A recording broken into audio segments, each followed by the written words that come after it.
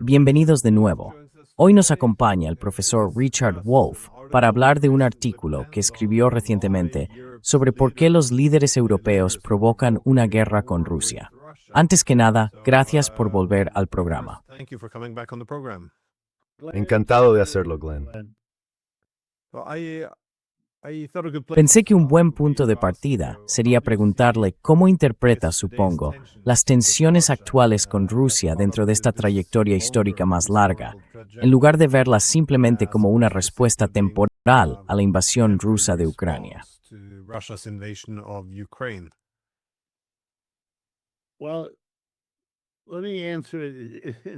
Bueno, permítame responder de una manera un poco personal. Durante muchos meses me he preguntado por qué, teniendo en cuenta lo que yo veo como enormes problemas económicos y políticos en Europa, relacionados con lo que creo que es el innegable declive de esa parte del mundo respecto al papel que desempeñó durante la mayor parte de los últimos 4 o 5 siglos. La pérdida de sus colonias, desde luego, el ascenso de Estados Unidos, desde luego, más recientemente, el ascenso de China, desde luego, la rebelión del sur global surgida del fin del colonialismo, desde luego. Nada de eso me parecía ofrecer una explicación comprensible de lo que parecía ser una política casi universal. Pero más que una política, un compromiso genuino y entusiasta con demonizar a Rusia, algo que ya estaba muy avanzado antes de la invasión de febrero de 2022.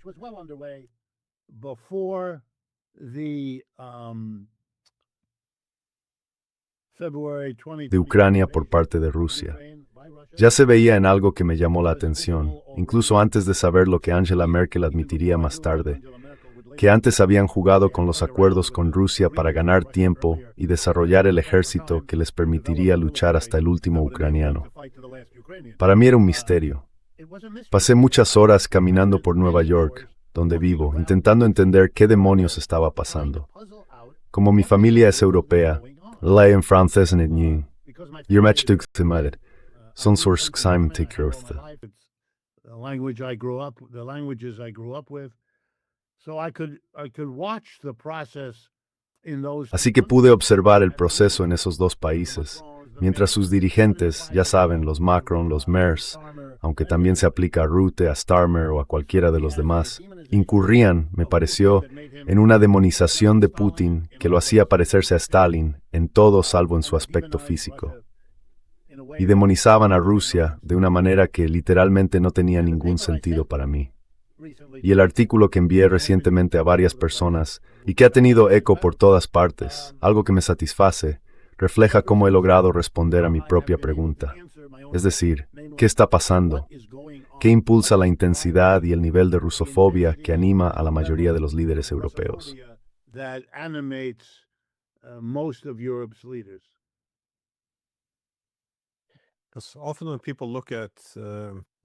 A menudo, cuando la gente se plantea esto, ya sabe, si preguntas por qué existe este odio hacia Rusia, porque normalmente no ayuda a odiar así a tu adversario. Y la respuesta suele ser, bueno, atacaron a Ucrania. Es decir, el razonamiento es que esto ocurrió de la nada. De nuevo, invasión no provocada es el eslogan al que todos tenemos que adherirnos. Pero, por supuesto, se puede retroceder más y sostener que fue toda la era posterior a la Guerra Fría, en la que la OTAN y la URPOE, en esencia, volvieron a dividir Europa y abandonaron todos los acuerdos sobre una Europa unida.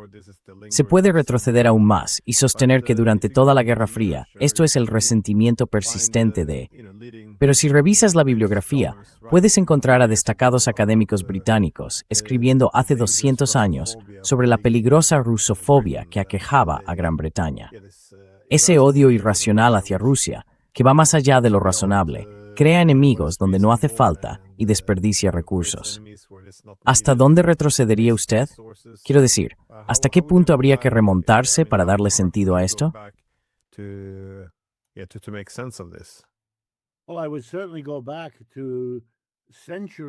Bueno, yo me remontaría sin duda a siglos de competencia colonial.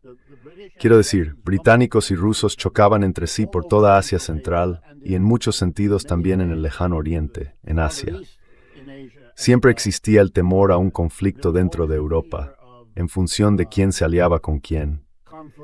En los viejos tiempos, los rusos estaban más interesados en Austria y Alemania, y Gran Bretaña no quería que eso ocurriera por toda clase de razones, la mayoría relacionadas también con la cuestión colonial. Una vez que el mundo fue repartido por las potencias coloniales, culminando en Berlín en 1884, cuando literalmente cogieron los rotuladores y se repartieron África entre ellos. Alemania se queda con esto, Francia con aquello, Gran Bretaña con esto, Bélgica con aquello, y así sucesivamente. Britain this and Belgium that and so forth. Once that was done, the next phase, which Una vez hecho eso, la siguiente fase, algo que, como ya señalaron críticos perspicaces, fue que la única manera de continuar el impulso expansionista que había regido el periodo colonizador sería invadir las posesiones coloniales de los demás. Ya no quedaban, entre comillas, tierras vacías que arrebatar. Por supuesto, nunca estuvieron vacías. Estaban llenas de gente, pero no de gente europea, y por tanto, no merecedora de respeto. Y creo que probablemente ahí fue donde empezó, porque antes de eso, la distancia entre Rusia y Gran Bretaña era tan enorme en tantos aspectos que no habrían tenido ocasión de entrar en ese tipo de conflicto. Dicho de otro modo, antes un líder francés como Napoleón podía invadir Rusia, para su desgracia, pero un líder británico no tanto. to his regret, but not so much a British one. That came later as they became the great. Eso llegó después cuando se convirtieron en los grandes imperios que chocaban entre sí, más bien hacia la segunda mitad del siglo XIX y comienzos del siglo XX. Y Gran Bretaña, recordémoslo, fue uno de los 4 países que enviaron un contingente militar a Rusia tras la Revolución para luchar junto al Ejército Blanco en la guerra civil dentro de Rusia. Gran Bretaña envió tropas, los franceses también, los estadounidenses y los japoneses. 4 países. Estados Unidos envió un contingente de 10,000 soldados. Y recordemos que esto ocurrió justo después del final de la Primera Guerra Mundial. Así que había que asumir un compromiso enorme para volver a enviar a tus tropas a combatir en Europa, cuando acababas de celebrar haberlas sacado de la guerra en Europa. Y eso fue lo que hicieron los 4. Ese era su compromiso, invadir y destruir a este nuevo gobierno del Partido Comunista en esa parte del mundo.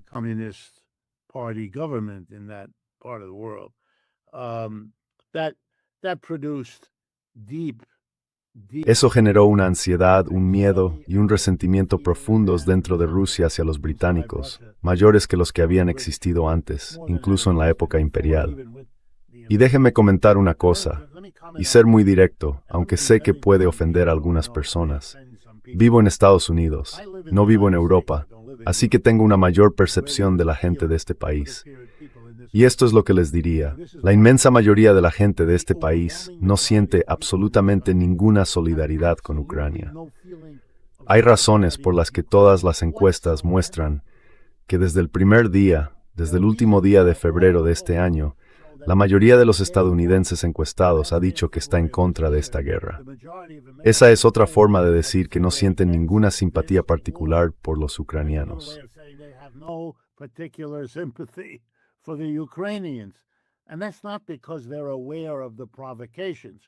Y no es porque sean conscientes de las provocaciones. Tiene toda la razón. Es muy fácil de demostrar. La vergüenza son los intelectuales y las personas que normalmente analizan estas cosas con cierta conciencia histórica, usando esta expresión, no provocado. Es infantil.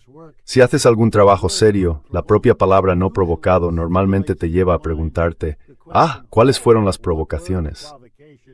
Si la gente dice que no fue provocado, significa que o no lo sabe o no quiere afrontar qué fue lo que lo provocó. Las cosas no suceden sin provocación. Es una locura, es infantil, es una tontería.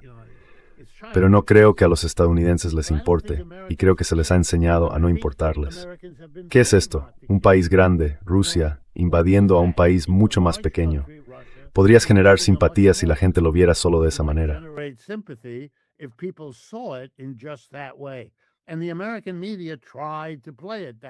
Y los medios de comunicación estadounidenses intentaron presentarlo de esa manera. Pero era una tarea imposible, porque Estados Unidos había invadido Vietnam, un país grande y rico invadiendo a uno pequeño y pobre, y había hecho lo mismo en Afganistán, y había hecho lo mismo en Irak, y nunca le preocupó ser un país grande invadiendo a uno pequeño. Lo que estaban haciendo, lo pretendieran o no, era enseñar al pueblo estadounidense a no sentirse consternado por esto, porque por supuesto eran los buenos, nosotros, contra los malos. Y ese era el criterio que debían utilizar, no el tamaño, ni los recursos relativos, ni el poder militar, ni nada de eso. Si hubieran educado a los estadounidenses de otra manera, quizá entonces habrían reaccionado ante la invasión rusa de Ucrania.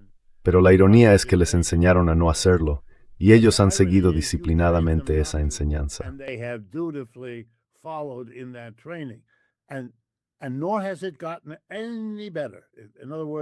Y tampoco ha mejorado nada. Es decir, los meses transcurridos de la guerra real en Irán, o los años transcurridos de la guerra en Irán, no han cambiado esa situación. La mayoría de los estadounidenses no quiere la guerra en Irán. No quiere nada de esto. Y ahora que está costando dinero y ahora que cada vez parece más que Estados Unidos perdió la guerra en Irán y posiblemente está perdiendo en Ucrania, la diferencia es todavía mayor. Así que no creo que nada de eso importe. Se me ocurrió la única explicación que tenía sentido para mí, tanto en términos del contexto histórico como de lo que está ocurriendo ahora y del futuro que estos europeos fantasean para sí mismos. Aunque en el fondo, creo que esa fantasía sobre el futuro también es una forma indirecta de aceptar la realidad del declive en el pasado y en el presente.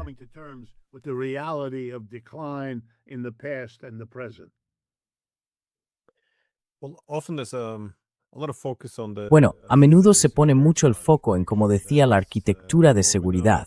Es decir, sabemos que tras la Guerra Fría, la necesidad de mantener la OTAN se debía en esencia a que los europeos no eran capaces de reformarse, porque necesitaban el sistema de alianzas, esta OTAN que mantenía a Estados Unidos dentro, pero que también mantenía las divisiones en Europa.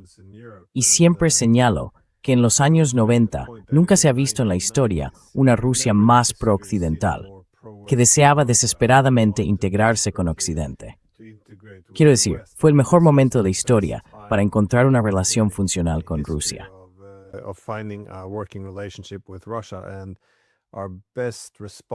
Y nuestra mejor respuesta fue, ampliemos el bloque militar hacia sus fronteras, algo que sabíamos que desencadenaría un conflicto. Así que de nuevo, muchas decisiones equivocadas. Pero me preguntaba, usted escribe sobre los líderes europeos, sobre cómo están vinculados a y cómo vinculan en esencia el liderazgo político con, ya sabe, las instituciones de Estados Unidos. Todas sus carreras se basan en que el papel de Europa en el mundo sea el de socios subalternos de Estados Unidos. Y vemos a una clase política criada con la idea de que seguridad equivale a OTAN. La sociedad civil está representada por ONG financiadas por la CIA, el Banco Mundial, el FMI. Quiero decir, Estados Unidos impulsa esta ideología. Quiero decir, esto es lo que está dirigiendo a toda Europa ahora.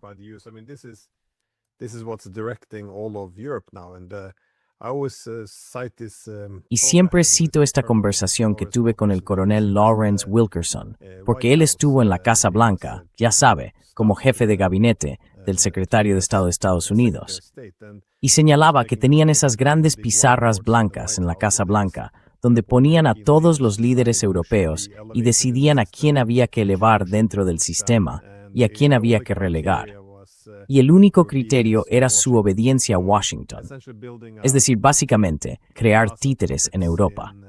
Pero sí quería preguntarle por el modelo económico, porque parece que esta es otra de las cosas que los europeos vincularon por completo a Estados Unidos después de la Segunda Guerra Mundial.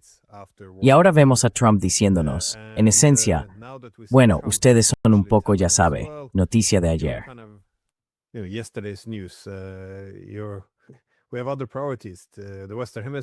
Tenemos otras prioridades, el hemisferio occidental, Asia Oriental, y en realidad es bastante razonable. Ya sabe, el mundo se está volviendo multipolar. Estados Unidos tiene que establecer prioridades. Ya no hay ninguna razón para que Europa esté en lo más alto de las prioridades de Estados Unidos. Así que, por primera vez, mira hacia Asia Oriental. Mira hacia el hemisferio occidental, dándoles prioridad por encima de Europa. Entonces, ¿cuál es ahora el modelo económico para los europeos? porque ya no conectan el mundo mediante corredores físicos de transporte, no lideran en tecnologías, industrias ni finanzas. ¿Qué le queda a Europa? ¿Cuál es su modelo ahora, si no son el socio menor de una hegemonía estadounidense benigna?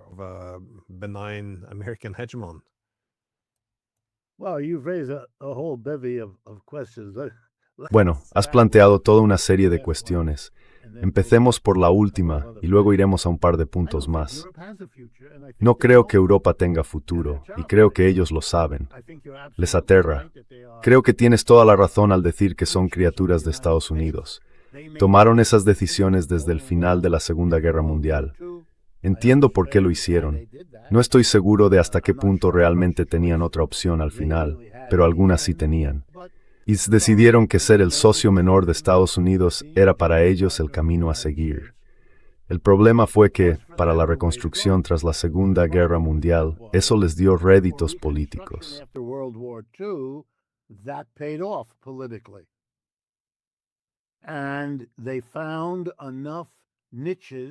Y encontraron suficientes nichos tras la reconstrucción, que yo situaría más o menos entre el 45 y el 75.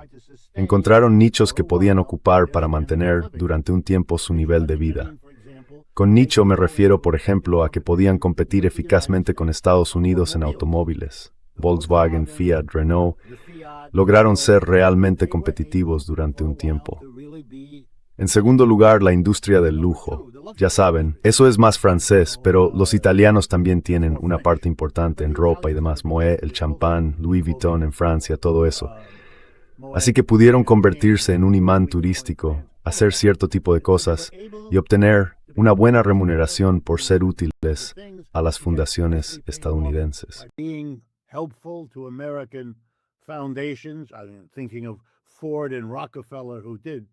Pienso en Ford y Rockefeller, que hicieron cosas increíbles. Quiero decir, durante un tiempo se hicieron con más de la mitad del sistema universitario europeo. Todo eso llegó a su fin al final del siglo. Al terminar el siglo, ya en este nuevo siglo, las dificultades de Estados Unidos hicieron que fueran cada vez más tacaños con lo que podían permitir que recibiera el socio menor. Y el ascenso de China les golpeó por el otro lado, arrebatándoles cada vez más sus mercados de exportación y empezando, como están haciendo ahora, a penetrar en el mercado de consumo dentro de Europa. No tienen futuro. No están en ninguna parte en ciencia de alta tecnología. Ahora es completamente una competencia entre Estados Unidos y China, que Estados Unidos está perdiendo y los europeos están muy por detrás.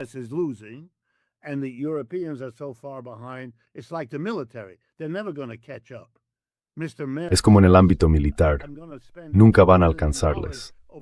El señor Merz dice, voy a gastar $800,000 millones en defensa durante los próximos 10 años.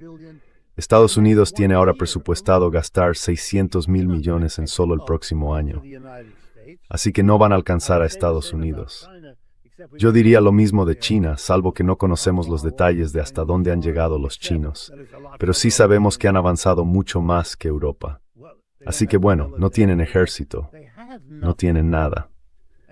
Y ahora déjeme mostrarle cómo la historia resulta muy útil aquí. Voy a poner un ejemplo extremo, pero creo que es válido para todo el continente. Bélgica es un país muy pequeño, estoy seguro de que ha estado en Bélgica.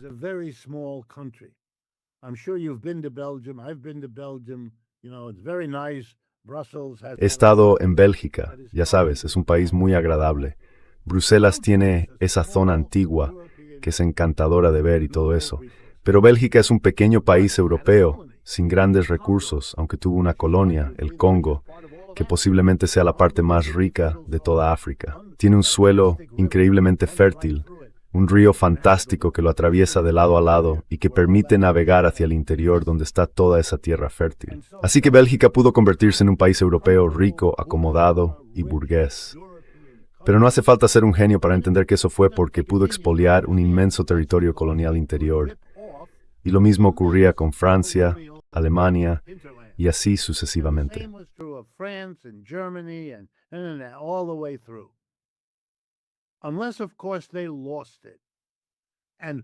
A menos que, claro está, las perdieran. ¿Y qué le ocurre a una sociedad si pierde esas colonias de las que dependía, de forma muy importante, su nivel de vida? Bueno, conocemos la respuesta.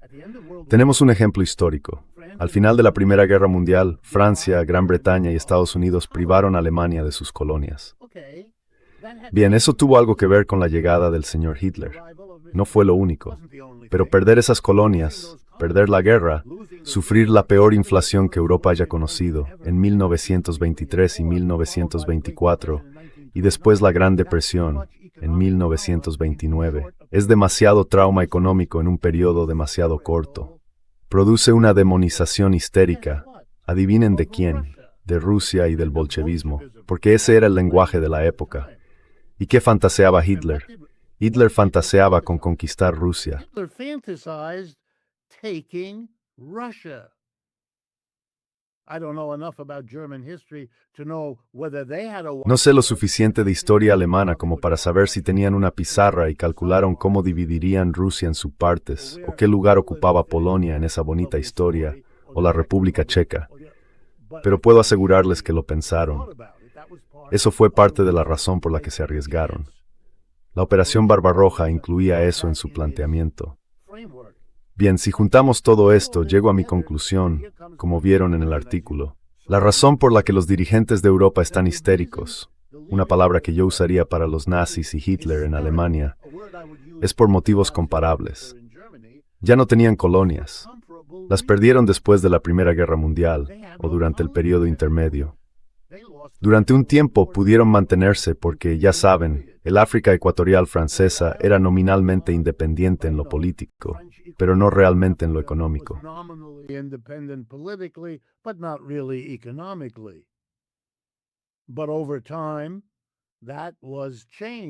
Pero con el tiempo eso cambió. Esos países se han dado cuenta de que la independencia política sin independencia económica no se corresponde con lo que esperaban. Así que cada vez más el imperio, formal o informal, se atrofia. Bien, ¿qué les queda entonces? Las dos potencias, Estados Unidos y China, los están presionando. Se ven atrapados en el papel de socios menores y las masas europeas se van a volver contra ellos. Creo que eso es lo que representa alternativa para Alemania. Creo que ese tipo sin escrúpulos de Inglaterra, Farage, o como se llame, representa lo mismo. Le Pen, otra vez lo mismo en Francia y así sucesivamente. Son personas que adoptan una postura política diciendo rechazamos todo eso. Rechazamos la subordinación a Estados Unidos.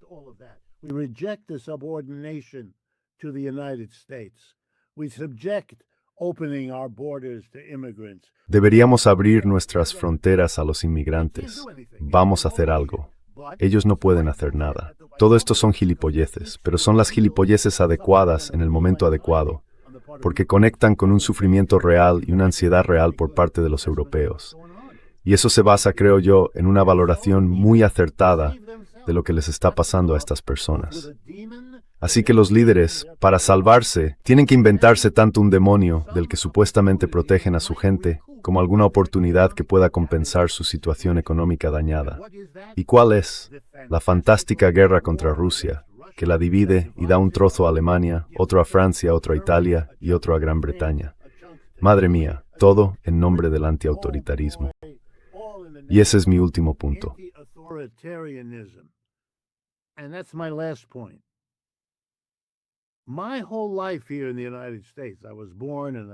Toda mi vida aquí en Estados Unidos, nací aquí y he vivido y trabajado aquí toda mi vida. En la universidad y en los medios siempre nos enseñaron que Rusia es un lugar horrible, que los rusos son malas personas, que el comunismo es la suma de todo mal, una histeria año tras año que alcanzaba niveles de absurdo.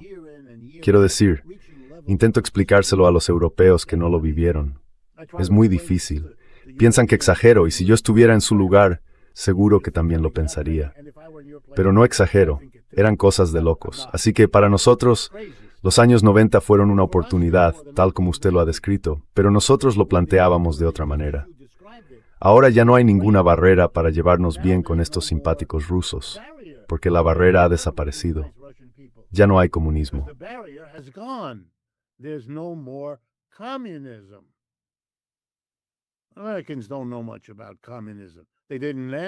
Los estadounidenses no saben mucho sobre el comunismo. No lo sabían entonces, y tampoco lo saben ahora. Pero ese era el mal, no Rusia. Eso explica en parte por qué el señor Trump se distanció de los europeos y se burló de su antirrusismo. Él es producto, como yo, de esta formación estadounidense. Y nuestra formación no consistía en demonizar a Rusia, consistía en demonizar el comunismo, y eso ya no existe.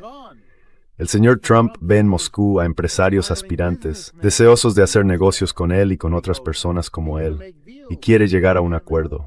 Ellos están dispuestos. No necesita invadirlos ni dividirlos. Ya están dispuestos a cerrar todo tipo de acuerdos con él, igual que con otros en Occidente. No les interesa una aventura militar, ni podrían llevarla a cabo. No son lo bastante fuertes.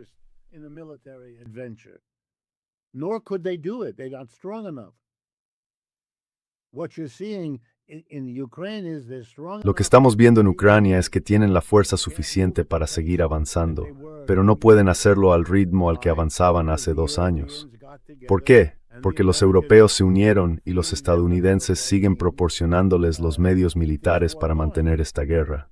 Imagínese si Rusia intentara hacer eso, no sé, en Italia o en Europa del Este.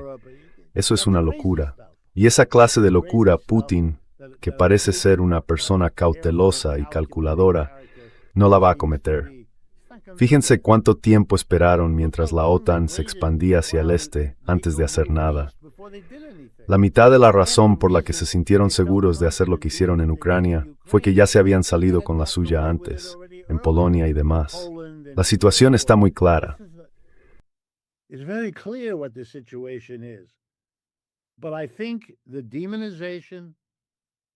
Pero creo que la demonización y la fantasía de derrotar y dividir Rusia les da a los líderes de Europa algo negativo contra lo que estar y algo positivo a favor de lo que estar y que resolver. El único problema es que probablemente esperaron demasiado. Y ahora tienen enemigos internos que pueden, y estoy seguro de que lo están haciendo, socavar sus esfuerzos para lograrlo. Eso explica en parte por qué, al parecer, no pueden desvincularse de Estados Unidos, por muy insultados y maltratados que sean a cada paso. Y puedo asegurarlo, porque estudié en las universidades de élite de este país y tengo amigos personales en todo el gobierno, que la hostilidad hacia Europa es muy profunda. No se limita en absoluto al Partido Republicano ni al señor Trump. En absoluto.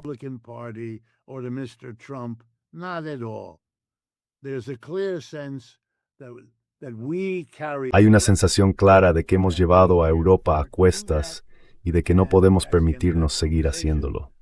Y ahí termina esa conversación. Estamos ocupados en otros lugares, como usted dice, en el hemisferio occidental, hacia el que en cierto sentido nos estamos replegando, en el Pacífico, sobre el que haremos declaraciones, pero que de hecho ya hemos cedido a los chinos.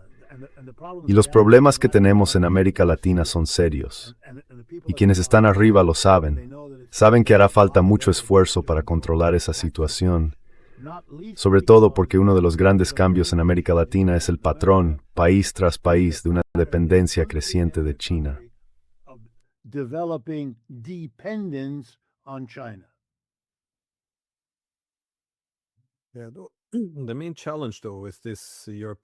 Sin embargo, el principal problema de este plan europeo, por así decirlo, es, y no lo discuto.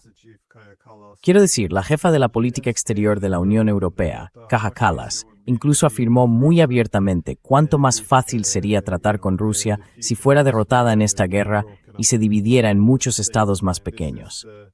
Quiero decir, no puede decirse más claramente. Pero el problema es, por supuesto, que Rusia es la mayor potencia nuclear del mundo.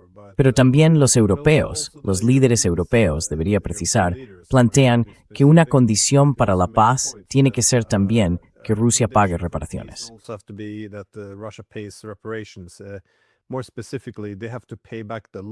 Más concretamente, tienen que devolver los préstamos que la Unión Europea concedió a Ucrania, lo cual es una forma de despojarla de recursos. Y sencillamente, después de 4 años y medio, sigue habiendo una negativa básica incluso a hablar con los rusos. Aunque ya sabe, afirman apoyar a Ucrania y todo eso. A pesar de que la mayoría de los ucranianos quieren negociaciones inmediatas y saben de qué va esta guerra. Va del colapso de una arquitectura de seguridad paneuropea. Pero me preguntaba, ¿qué más es posible para Europa? Porque puedo entender el pánico entre los dirigentes europeos. Es decir, su modelo económico se ha derrumbado por completo.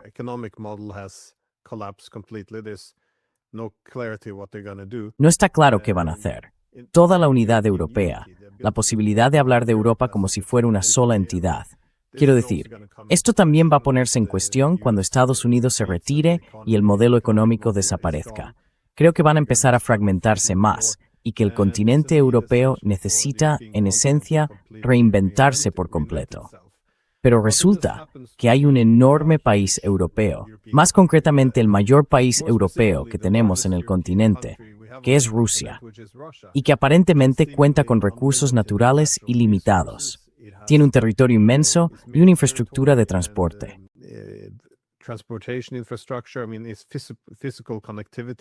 Quiero decir, su conectividad física llega hasta Oriente Medio, se extiende hasta Asia Oriental, puede conectar a los europeos con cualquier lugar, con Asia Oriental, con China. Quiero decir, este podría ser un momento apasionante.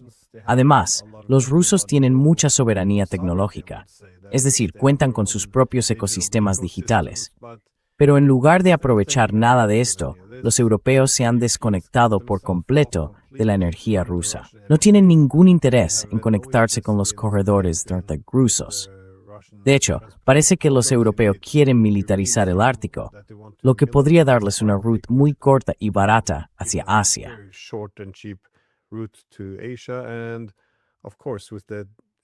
Y por supuesto con la tecnología rusa, porque de hecho tienen, como decía, este ecosistema digital. Parece que estamos obsesionados con querer bombardear Wildberries y todos esos centros de comercio electrónico. Quiero decir, es bastante asombroso. Da la impresión de que si volvemos a dividir el continente como lo hemos hecho, nos aislamos aún más. Quiero decir, si encontráramos una causa común con Rusia, o al menos simplemente trabajáramos con ellos, habláramos con ellos, then our intended destins we finite. Se supone que mis predecesor, que otros caminos creo por ristin de for namji, es minji receptal. As opposed to fighting Russia. I don't believe in predicting the future. I claim absolutely. No creo en predecir el futuro. No afirmo tener ninguna habilidad para hacerlo, en absoluto. Y tampoco veo esa habilidad en ninguna otra parte. Dicho esto, si reformulara su pregunta y me preguntara cómo imagino que evolucionarán las cosas, le diría lo siguiente. Creo que el rearme de Europa, que ya está en marcha, contará con el apoyo de Estados Unidos, sencillamente porque libera dinero que quizás se habría gastado de formas que ayudan a Europa para utilizarlo aquí en ese objetivo. Ya sabe, para reforzar todo el armamento interceptor Patriot, que evidentemente escasea mucho estos días y cosas así.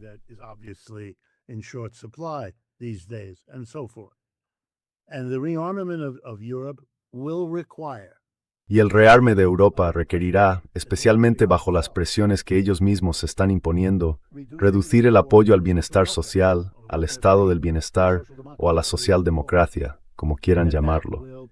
Y eso generará, de forma desigual de un país a otro, tensiones y conflictos internos explosivos, en los que los sindicatos y las formaciones políticas de izquierdas se enfrentarán a lo que esté haciendo el gobierno, ya sea por su grado o por su naturaleza, con un programa distinto. De todo esto sospecho, surgirá un proceso de fragmentación, en el que una sociedad logrará controlar, destruir o debilitar a su clase trabajadora, seguir adelante con el rearme y convertirse en la favorita de Estados Unidos por estar haciendo eso.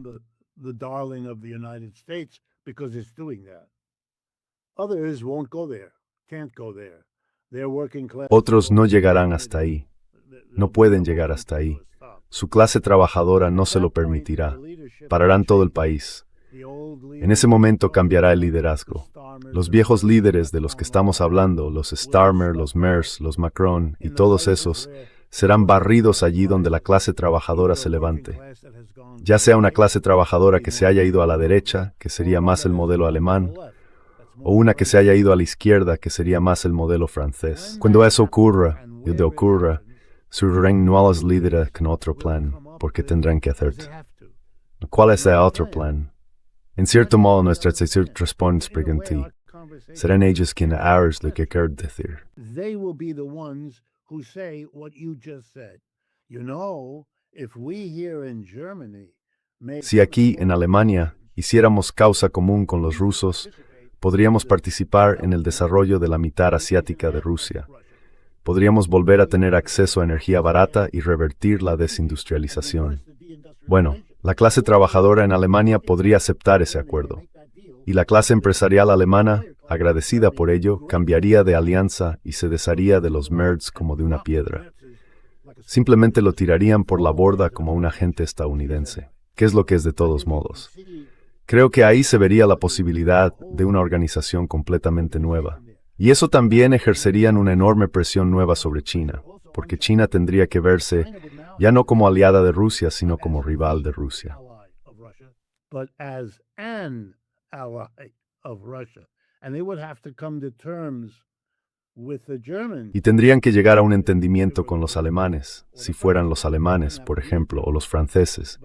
No tienen por qué ser los alemanes, pero tendría que ser uno de los grandes, ya sabe, ellos, o Gran Bretaña, o Italia, quizá España. Pero tendrías que tener al menos a uno o dos de los grandes de tu lado. Pero creo que para consolidar una alianza así, los chinos se verían muy tentados a ayudar. Y ayudar enviando coches de BYD a todas partes menos a Alemania, asegurándose de que los paneles solares se vendan en el sur de Europa, pero no tanto en otros sitios. Lo hacen. Saben cómo hacerlo. Ya lo han estado haciendo. Si alguna vez se fija en dónde se venden los coches chinos y dónde no, es un proceso paso a paso de utilizar alianzas políticas para abrir una puerta. Using political alliances to open a doorway, and they would do that. And I would think the whole world Y lo harían. Y creo que toda la economía mundial cambiaría, y creo que en Europa se vería bastante rápido que podría ser una vía para avanzar. Conseguir acceso a Rusia, no mediante la guerra, no demonizándola, sino casi haciendo lo contrario. Llegando a un acuerdo que te dé ventajas inmediatas y te permita ganar elecciones como energía barata de Rusia. Imagina qué alternativa para Alemania pudiera hacer eso, Glenn. Ya sabes, que pudiera llegar al poder, cerrar un acuerdo con Rusia 3 semanas después y volver a poner que Estados Unidos grite y patalee, mandar ingenieros allí, reabrir el gasoducto. Venga, vamos. reopen the pipeline. Come on, let's go. And now we discuss a 10-year. Y ahora hablamos de un plan a 10 años, en el que la industrialización alemana pueda contribuir a ayudar en toda Rusia, mediante la creación cuidadosa de organizaciones y corporaciones, donde el 51% sea propiedad de rusos y el 49% de alemanes. Tendrán que aceptar una posición secundaria durante un tiempo, etc. Todo eso es posible, y creo que es relevante, aunque suene fantasioso, porque las alternativas son todas callejones sin salida. ¿Qué van a hacer? No pueden ganar una competición, salvo que ocurra algo, ya sabe, ex machina, de lo que yo no tengo conocimiento. ¿Cómo van a competir con China y Rusia por un lado y con Estados Unidos por otro? No están en condiciones de hacerlo.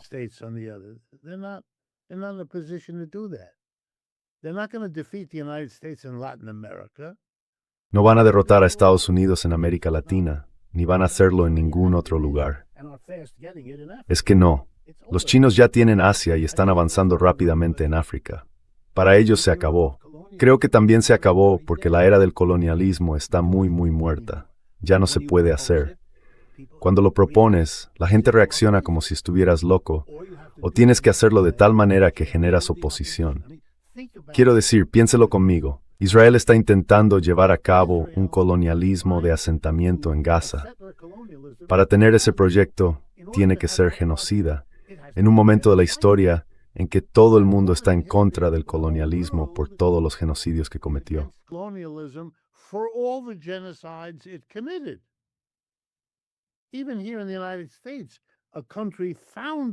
Incluso aquí en Estados Unidos, un país fundado sobre un colonialismo de colonos genocidas similar, la mayoría de la gente ha pasado ahora, en parte por la culpa respecto a Estados Unidos, de Israel, el pequeño país campeón que salía adelante en el desierto, a los palestinos, víctimas de un genocidio colonialista.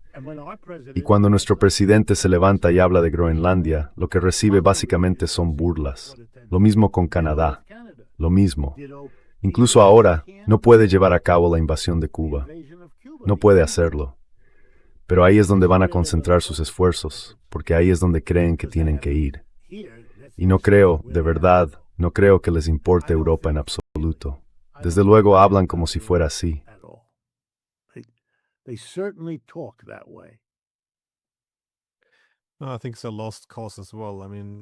Creo que también es una causa perdida. Pero la cuestión es esta.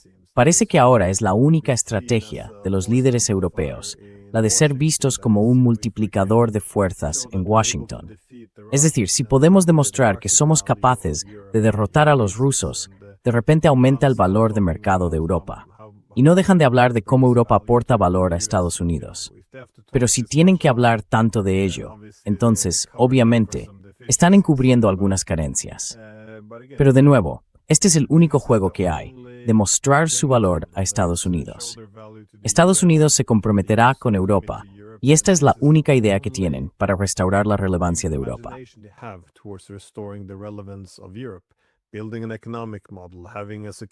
Construir un modelo económico, tener una arquitectura de seguridad, idealmente la misma que tuvieron desde la Segunda Guerra Mundial. Pero me pregunto ya como última cuestión, ¿cómo ve la viabilidad de eso? Porque ha mencionado a los alemanes como ejemplo. Evidentemente, tenemos problemas distintos en toda Europa. En el Reino Unido hemos visto que Starmer ha sido sustituido, pero más o menos por un clon, así que no va a haber mucha diferencia. Macron también. Puede que no dure demasiado. Pero ha mencionado a Merz. Claro, él está aterrorizado por AfD, porque, como usted decía, su líder ha dicho más o menos, bueno, si ganamos, iremos primero a Moscú e intentaremos restablecer las relaciones, porque esto es una insensatez.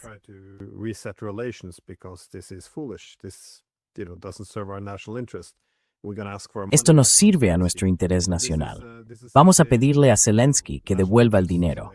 Así que en esencia está reapareciendo el interés nacional. Pero, ¿hasta qué punto? ¿Cómo es posible? No veo a las élites políticas renunciando al poder. Quiero decir, Merz, que es asombrosamente impopular, según los medios británicos, ha estado elaborando un plan secreto para quitarles muchas de sus competencias a muchos estados federados alemanes si ganan. En The Telegraph se referían a ellos como estados traidores de la República, porque si votan a AfD, no van a ser fiables para luchar contra Rusia en una futura guerra.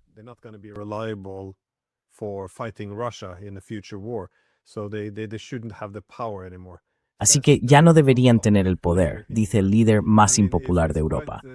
Quiero decir, es una locura, pero ves las mismas dinámicas en toda Europa. Quiero decir, ya sabes, en muchos países he visto que si simplemente alzas la voz contra las políticas del gobierno, para asegurarse de cortarlo de raíz de inmediato, aplastan, difaman, censuran, cancelan. En general, se acepta muy poca disidencia. Entonces, ¿cómo puede producirse esta transición de poder? Quiero decir, solo puedes contenerla durante un tiempo, antes de que el propio sistema sea visto como un obstáculo. Pero entonces ya estás hablando de revolución. Así que, ¿cómo puede desarrollarse esto?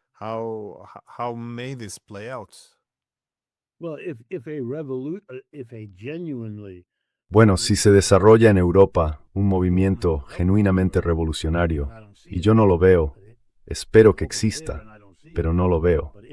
Pero si imagino cómo sería, tendría que defender ese planteamiento. Tendría que decir, estos son los cambios estructurales que vamos a llevar a cabo en esta economía para salir del callejón sin salida que supone la subordinación a Estados Unidos y a un capitalismo europeo que en lo fundamental no ha cambiado desde sus anteriores tiempos coloniales. Eso tiene que desaparecer. Y entonces el único modelo sobre el que ahora pueden construir sería una adaptación del chino. El modelo chino es el siguiente. Entregas la mitad de tu economía, en particular el sector de producción de bienes de consumo. Dejas que funcione con empresa privada muy regulada, muy supervisada y claramente subordinada al sector público.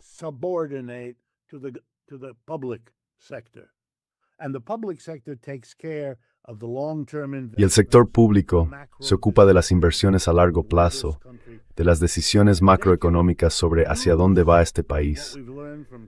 Y puede usar lo que hemos aprendido de la economía keynesiana y de otras corrientes económicas, cómo configurar la demanda, asegurarse de que tenga la calidad suficiente para absorber toda la producción y después dar forma, entre los distintos sectores, al desarrollo económico de esta sociedad en su conjunto. Lo que China ha demostrado en los últimos 40 años es que este sistema híbrido, público y privado, con un Estado dominante y un partido dominante por encima, es la forma de crecer rápido. Y ese rápido crecimiento se produjo en un país que no utilizó ningún tipo de colonialismo externo.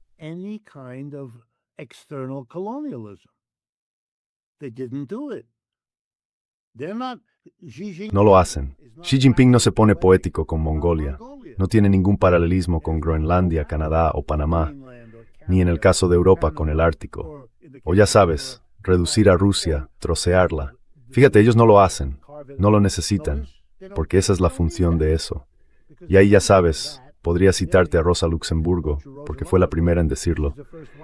Dijo, tienes que tener colonialismo si no resuelves tu problema macroeconómico de ninguna otra manera. Entonces al menos eso te dará algo de tiempo. Muy premonitoria. Cuando te quedas sin... Ella escribía en una época en la que ya no quedaban tierras libres, escribía a finales del siglo XIX.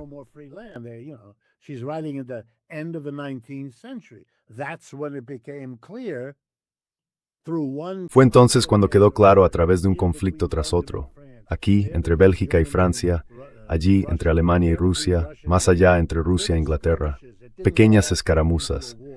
No estallaron en una guerra, pero ocurrían constantemente. Hay un libro maravilloso de un historiador económico británico llamado Herbert Feiss, F-E-I-S. Se titulaba, durante años se lo hice leer a mis alumnos, Europa, el banquero del mundo. Estudiaba cómo los acuerdos bancarios entrelazados financiaban a ambos bandos en todas esas escaramuzas, y hablaban entre ellos de la guerra colosal que se avecinaba, que fue la Primera Guerra Mundial. Y todos escribían sobre ello en los 20 años anteriores a 1914. Así que para mí veo ese tipo de dinámica.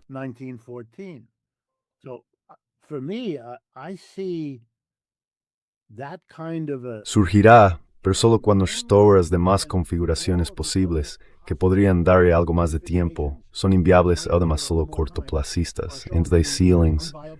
Se crea el ver en el que una alternativa genuinamente anticapitalista podría empezar a ganar terreno.